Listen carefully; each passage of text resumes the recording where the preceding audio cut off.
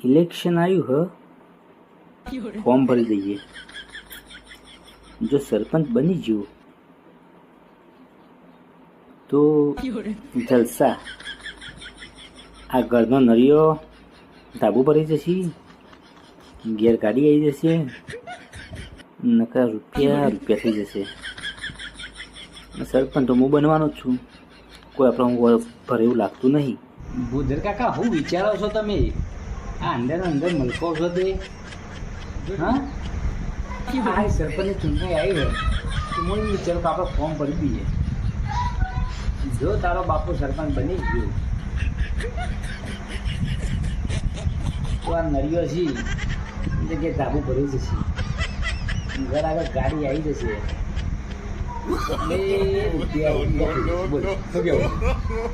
મેળો પૈસા ગોમમાં તમારો સાપ જેવી ખબર ને શું ઓળખાશે? તમને ઓળખાશે એ બધા તો વોટ આલવા નહીં, મરવા દો પૈસા. વોટ તું મને ઓળખતું નહીં.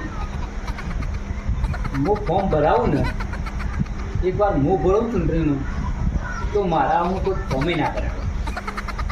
ગોમમાં આપણું વર્ચસ્વ તો તું જો પેલા છે પેલા મગન કાકા ફોર્મ ભરવાના છે. પછી ભૂદર કાકા તમારી ડિપોઝિટ ના જાય એનું ધ્યાન રાખજો, નકર લંકા લૂંટાઈ જજો ને. શું કહે છે? મગને ફોર્મ ભરાવ્યું અને એ પાછું મારો કાલ મળી લઈને એની પોઈન્ટ આપી લઈએ.